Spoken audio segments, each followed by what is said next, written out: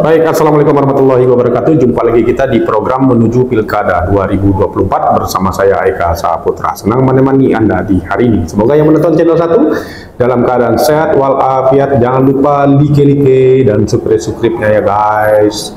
Oke guys, hari ini saya mempunyai tamu spesial nih guys. Jauh-jauh datang dari Rokan Hilir, seorang pemuda ingin maju sebagai bakal calon Bupati Rokan Hilir periode 2024-2029. Kita sapa dulu Dr. Muhammad Maliki MKM. Assalamualaikum. Waalaikumsalam. Bang, sehat. Ini pertama kali kita berjumpa nih. Alhamdulillah. Bagaimana keadaannya kita? Alhamdulillah sehat. Alhamdulillah. Kita bertanya sedikit nih guys. Yang kita ketahui Rokan Hilir ini banyak pesaing. Kenapa Anda ingin maju sebagai Bupati Rokan Hilir untuk 2024-2029 ini? Ya, Rokan Hilir itu daerah paling utara di Riau. Dulunya kita bagian dari Kabupaten Bengkalis. Ya. Sehingga hari ini Rokan Hilir itu seksi. Seksi karena ada 437.000 DPT-nya. Oh, DPT-nya. Tentu masyarakatnya tuh 6 sampai 700.000. 700.000 ya, hampir setengahnya ya. Ada 18 kecamatan, ada 184 desa dan kelurahan. Ada berapa kecamatan tadi? 18. 18, ada 184 desa dan kelurahan. Desa dan kelurahan. Oke. Jadi ini dari ujung ke ujung jauh Bang. Kalau dari ujung Sinaboy itu ke ujung Bangkalan itu bisa hampir 5 jam kita perjalanan darat. Jadi memang daerahnya sangat unik, ada darat, pesisir, kemudian ada juga terluar, itu seperti Panipahan dan Pulau Jemur. Pulau Jemur itu ya. Iya. Jadi daerah ini sebenarnya itu sangat bagus sumber daya alamnya. Ada sawit, minyak, gas bumi. Sekarang ada Pertamina Hulu Rokan kan Bang? Ya, betul. Itu sebagian itu ada di Rokan Hilir. Kemudian ada sektor pariwisata, ada Pulau Jemur tadi kan, Pulau Jemur ada beberapa yang kecil-kecil lah. Kemudian ada pertanian, sektor pertanian. Oke. Tetapi hari ini belum nampak terlihat. Bahkan kita bisa sampaikan bahwa semenjak ditinggal oleh Pak Anas yang bawa pembangunan Rokan Hilir itu, Rokan Hilir sampai hari ini masih stagnan, bahkan mengalami kemunduran. Oh ya? Karena belum ada pembangunan kan Bang. Nah padahal menurut saya yang dibutuhkan masyarakat itu kan tidak banyak, cuma 3 poin utama yang dibutuhkan masyarakat. Yang pertama menurut saya itu adalah kesehatan Bang. Jadi harus perlu kesehatan. Jadi kalau menurut saya ini bukan karena basic saya dokter ya Bang, tapi memang ini karena menurut saya kesehatan itu penting. Jadi kesehatan dulu paling utama, karena kalau orang sehat dia bisa bekerja. Setelah mereka bisa sehat, kemudian baru yang kedua itu adalah infrastruktur. Infrastruktur. Kenapa? Karena kalau infrastrukturnya bagus, tadinya padinya itu jauh, karena jalannya bagus bisa diakses langsung kan oleh petani, langsung diambil. Kemudian kalau sawit juga begitu, tentu harga sawit yang di ujung-ujung jalan jelek sama yang di jalan bagus beda harganya. Kemudian yang ketiga itu pendidikan Bang. Nah kita ketahui Indonesia secara keseluruhan, Rokan Hilir pada khususnya itu masih minim dengan pendidikan tersebut. Nah oleh sebab itu saya rasa sebenarnya dengan program-program yang ada dari pemerintah pusat, provinsi maupun kabupaten itu sendiri, sudah tidak lagi menemukan anak-anak putus sekolah. Program 12 tahun kerja itu, program 12 tahun belajar itu harus bisa kita aplikasikan sehingga memudahkan untuk mereka bekerja. Sedangkan mereka tamat SMA saja itu mereka masih susah mencari pekerjaan. Apalagi hari ini masih banyak anak-anak Rokan Hilir yang tidak tamat sekolah kan Bang. Nah itu poin-poin yang paling penting. Kemudian Kalau kita bercerita di sektor pertanian, hari ini Rokan Hilir agak sedih, walaupun mungkin orang-orang di luar akan bilang, wah keren ya Rokan Hilir lumbung padi. Benar, kami memang lumbung padi, tetapi cuma lumbung padi, bukan lumbung beras. Harusnya tuh padi jadi beras bang, bukan padi dijual padi. Jadi hari ini tuh ditanam padi dijual. Dijual yang ngambil macam-macam, ada dari Sumatera Barat, Sumatera Utara. Ya. Nah nanti balik lagi ke Rokan Hilir terus berbentuk beras. Harusnya pemerintah hari ini lebih serius. Seriusnya seperti apa? Petani disuruh tanam padi, kemudian setelah padi ini ditanam kan tentu ada pengolahannya bang. Ada kilang padi, ada pabrik atau apapun lah itu jenisnya yang bisa mengakomodir semuanya. Nah setelah jadi beras tentu harus ada diproduksi. Nah kita minta bantuan pegawai negeri P3K untuk beli beras-beras kita, karena beras-beras kami ini pun beras-beras bagus bang. Hari ini pun kita makan beras kita sebenarnya, cuman diolahnya tidak di tempat kita. Kalau kita jual 7.000, 8.000, nanti kita beli itu belasan ribu. Nah ini kan tidak bisa bikin kita makmur sejahtera. Harusnya kita jual beras bang. Kalau kita jual beras, tentu masyarakat atau petani bisa lebih punya penghasilan luas. Kemudian hari ini Riau, bahkan Rokan Hilir pada khususnya itu fokus kepada dana bagi hasil, karena dianggap adalah daerah kaya. Tapi harusnya tidak seperti itu. Kita harus belajar dari daerah-daerah lain seperti di Pulau Jawa, di mana ada desa yang mempunyai PAD, pendapatan daerah kan. Sehingga PAD ini tidak bergantung dengan DBH. Jadi DBH ini harusnya sebagai bonus karena kita punya minyak, bukan dibalik, bukan harusnya kita fokus di DBH gitu. Nah, jadi pola pikirnya sebenarnya harus dirubah. Kita berpikir bahwa pemerintah hari ini siap, ternyata pemerintah hari ini tidak sesiap itu gitu. Maksudnya tidak nah, saya juga tidak paham apa kelemahannya. Tapi sebagai orang yang lemah, jikalau boleh disampaikan begitu ya, harusnya bertanya bang. Ini sudahlah lama tak mau juga bertanya lagi gitu. Jadi serba complicated gitu, ya kan, serba complicated kan permasalahannya. Harusnya kalau mereka cerdas ya silakan gitu kan. Nah, dan hari ini yang dipertontonkan oleh pemerintah adalah jika kita memberikan kritik itu adalah berseberangan. Salah, justru pengkritik ini atau oposisi ini ya kan, adalah hasil dari ujian penilaian. Contoh, kita sudah belajar sekian lama, kemudian kita ujian, baru dinilai apakah konten 10 atau konten 0 gitu loh. Jadi apakah kita harus marah dengan konten 0 kan? Tidak, harusnya itu ketika kita sudah konten 0, di mana salahnya? Oh, di sini kita perbaiki. Kalau kontennya 5, berarti kan ada 5 lagi yang salah, di mana salahnya? Nah, begitu bang. Hari ini yang dipertontonkan adalah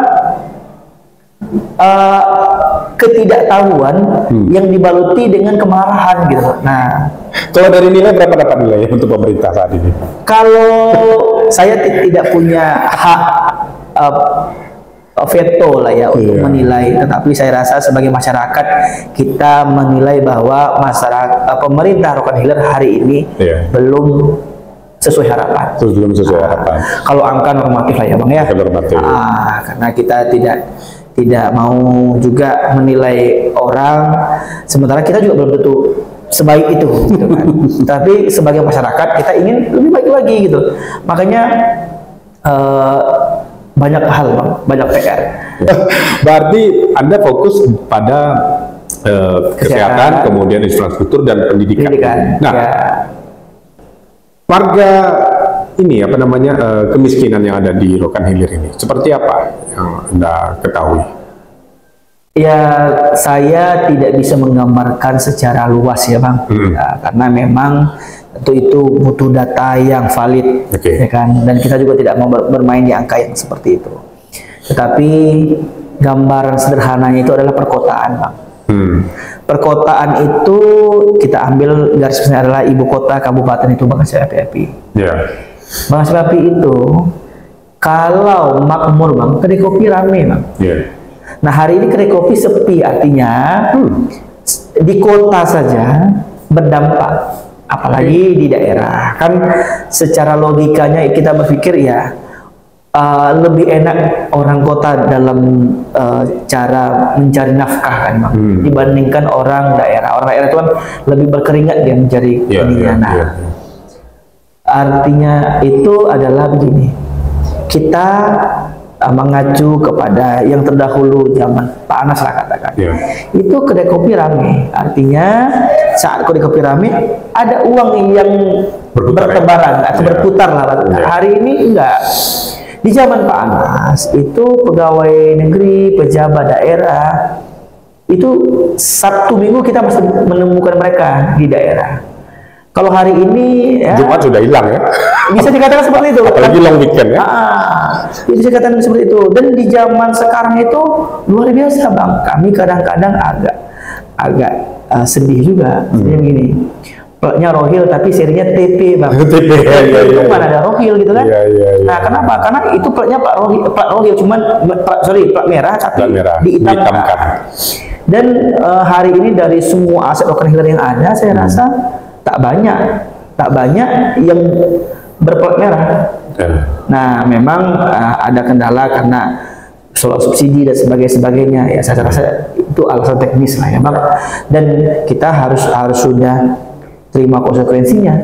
Jika umpamanya kita siap pakai mobil plat merah, ya siap dengan pakai minyak non subsidi, kan seperti itu sebenarnya. Harusnya. Nah, ini ya saya masih banyak tuh Bang di galeri foto saya ini foto plat, katakanlah contoh PM 1278 contoh ya, apakah ada atau enggak saya lupa.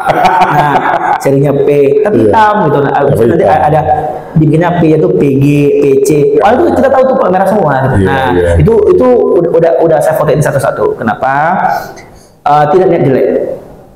Saya ingin sampaikan, jika nanti amanah masyarakat Rokan Hilir saya jadi bupati, saya panggil nih Kepala PPKD, Badan Aset. Data semua, berarti kan saya jadi bupati itu 2025 Bang. Data semua dari 2024 sampai ke bawah. Jangan dari bawah ke atas, agak repot nyarinya. Dari atas ke bawah. 2024, 2023 sampai 99 Rokan Hilir berdiri. Nah, kita lihat asetnya mana. Semua itu harus di branding. Dan branding pertama itu nanti adalah mobil bupati Bang. BM1P itu akan saya branding. Logo Rokan Hilir, kemudian pemerintah daerah Kabupaten Rokan Hilir, bawahnya mobil ini dibeli dengan uang rakyat. Semua mobil ini. Kan memang itu Pak. Apa yang kita malukan kan mobil itu betul. Nggak ada yang perlu kita malukan Pak. Iya kan? Nah, jadi gini, ya silahkan bawa mobil itu, mau itu urusan kerja atau mungkin ada urusan keluarga yang mendesak, nggak ada masalah. Tapi jangan dihilangkan jejak digital. Kita paham nih Bang, ada beberapa oknum pejabat, bahkan ya pemerintah tertinggi lah ya. Ada mobil plat merah dijadikan mobil anaknya.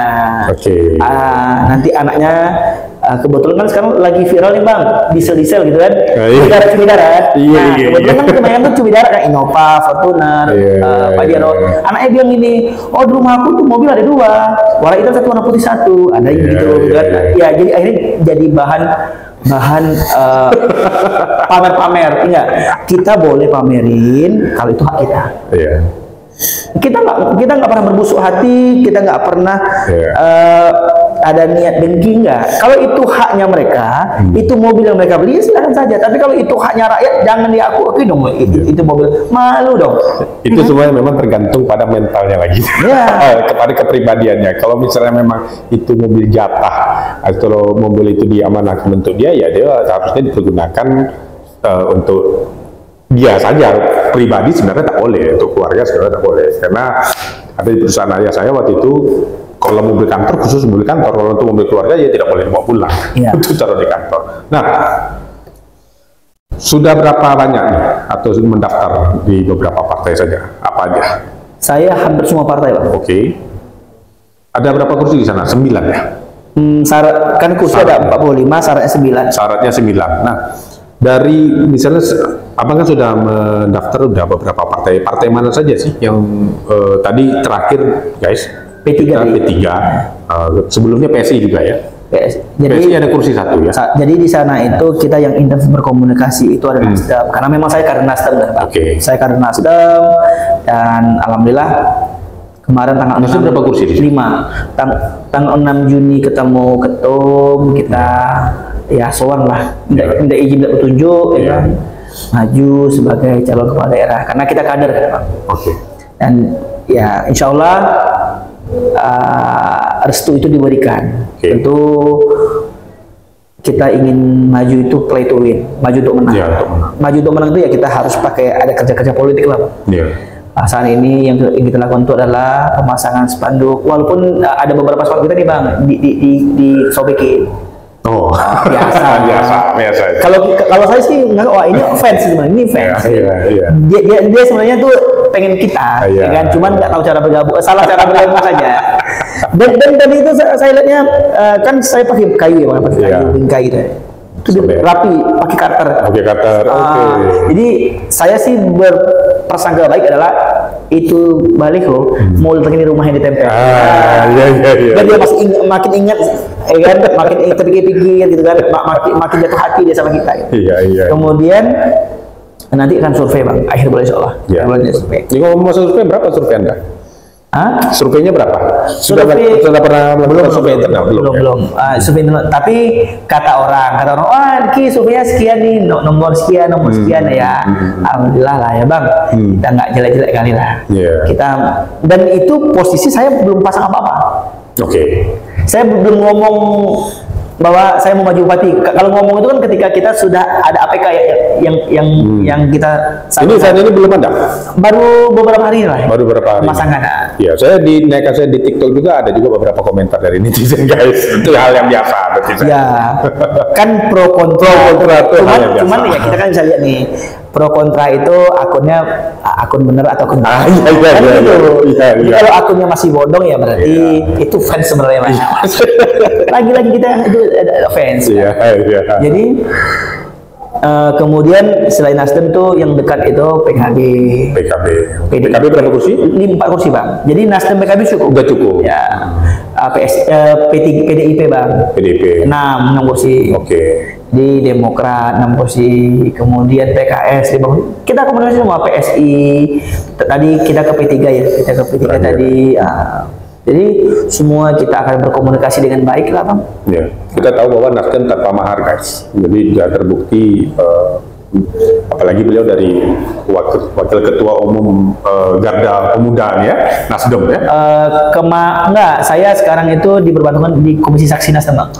Komisi Saksi Nasdem. Sebelumnya kan pernah di wakil ketua DPW Nasdem, DPW Garda Nasdem. Garda Nasdem ya. Nah kemudian melihat peluang, kita kan tahu kalau untuk pilkada dengan pileg itu pasti berbeda guys.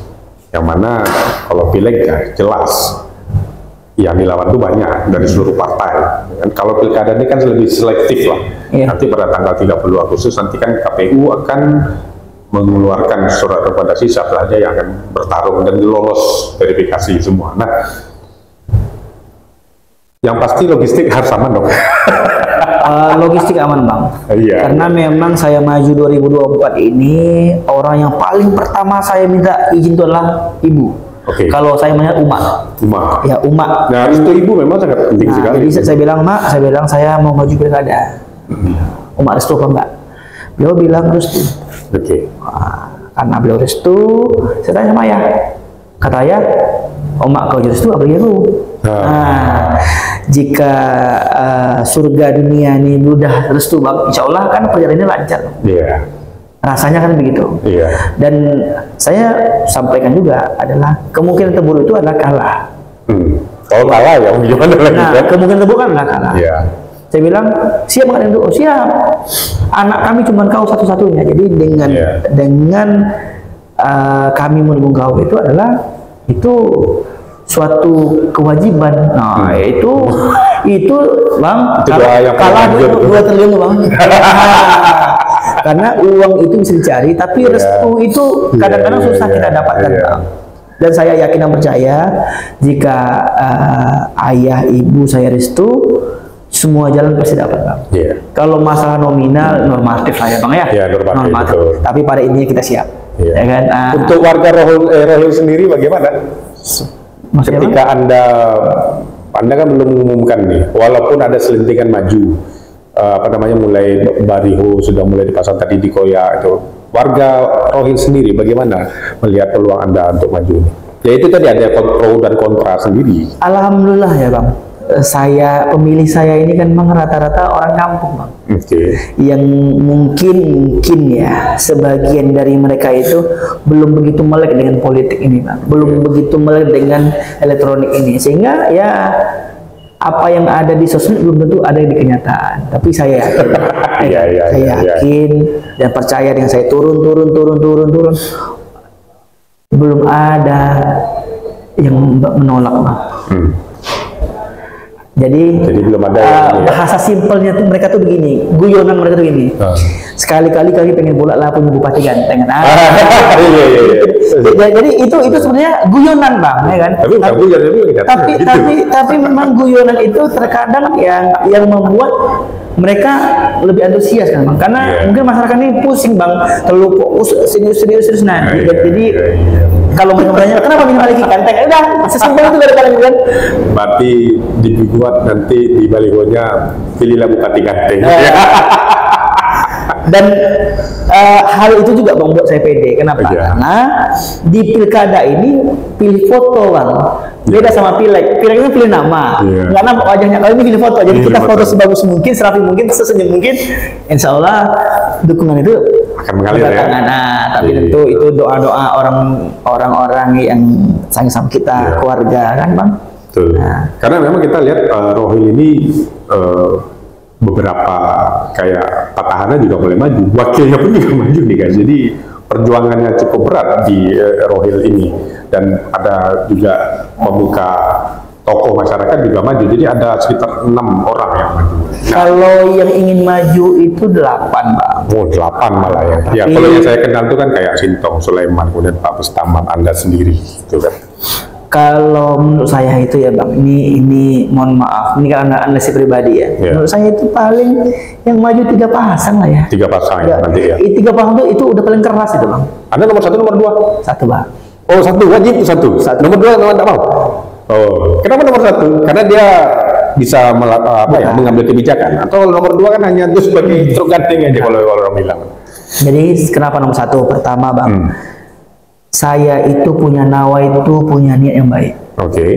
Sehingga siapapun wakil saya tidak akan pernah saya zolimi. Kan itu intinya bang.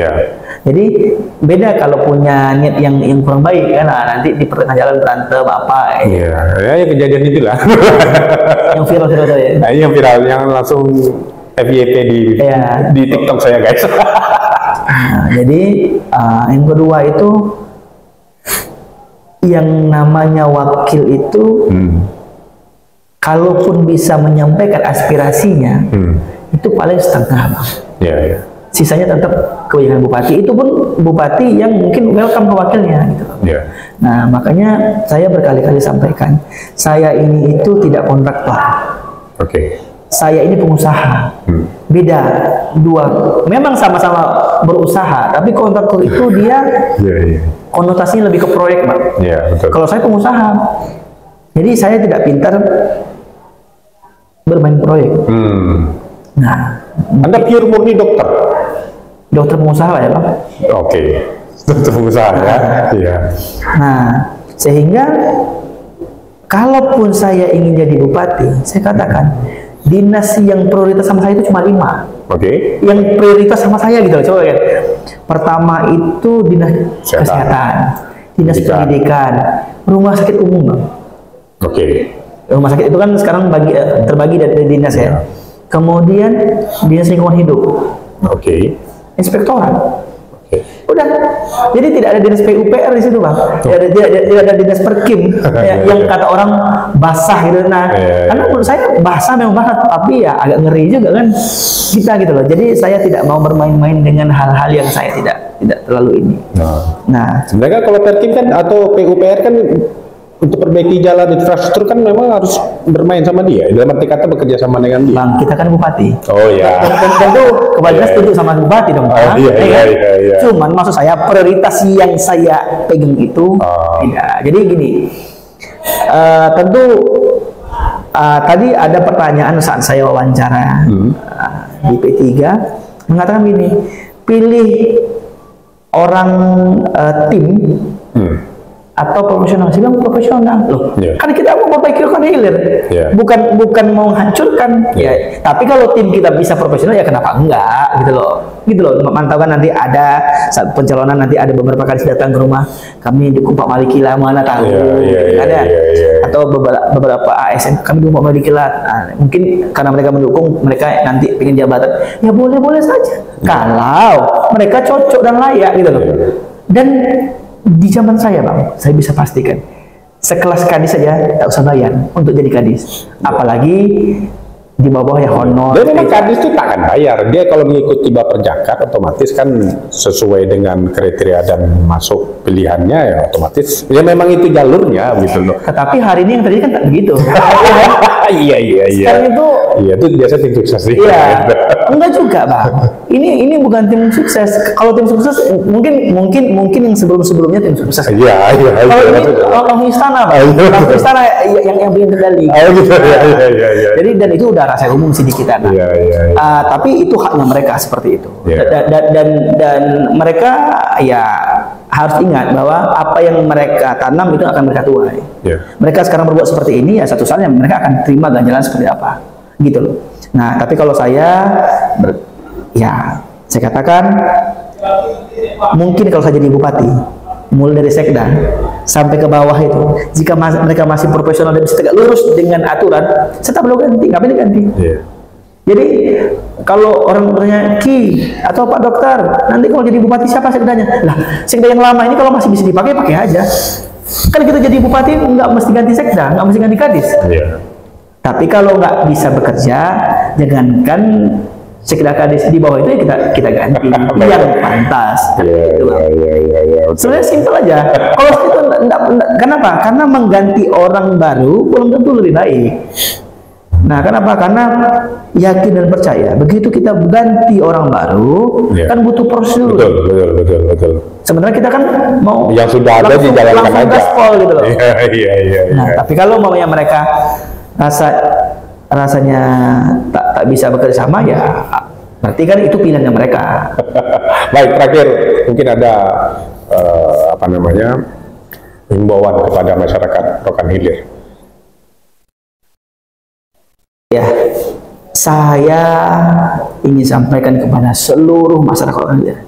Hari ini teman-teman, sahabat semua ditekan oleh oknum-oknum tertentu, mungkin dipaksa oleh oknum tertentu. Ingatlah, memilih itu tuh pakai hati. Kenapa? Begitu kita memilih pakai hati, tidak ada kekecewaan yang terjadi ketika hasilnya tak sesuai dengan apa yang kita inginkan. Tapi kalau kita memilih karena apa, nanti ada penyesalan. Aduh, nyesal aku pilih itu semalam. Cobaan, jangan sampai seperti itu. Jangan sampai kita mau menghindari lubang buaya masuk lubang harimau, Bang. Sama aja, sama-sama buas gitu. Jadi sekarang tepuk dada dan selera. Ketika masyarakat ingin memilih pemimpin yang baik, yang benar, yang bersih, yang sesuai keinginan, maka mulailah dengan yang baik juga. Karena kalau kita mulai dengan hal yang tidak baik, maka tidak baik juga akan kita dapat ujungnya. Kita sudah melihat 3,5 tahun lebih kurang pemimpinan yang hari ini. Silakan nilai. Kalau rasanya cocok, lanjutkan. Kalau tidak, ganti. Kan sesimpel itu sebenarnya gitu loh. Jadi jangan jangan dipersulit. Tapi sejauh ini rasanya banyak yang mengatakan ganti, Bang. Ya, itu kembali kepada diri masing-masing lah. Baiklah, itu tadi bincang-bincang saya bersama calon bupati. Saya sudah bilang calon bupati nih, guys, bukan bakal lagi. Calon bupati Rokan Hilir periode 2024-2029. Kita akan tunggu di Agustus setelah Komisi Pemilihan Umum Kabupaten Rokan Hilir akan mengumumkan nama Dr. Muhammad Maliki MKM akan maju sebagai Bupati Rokan Hilir. Saya Eka Saputra. Mohon undur diri dulu. Wassalamualaikum warahmatullahi wabarakatuh.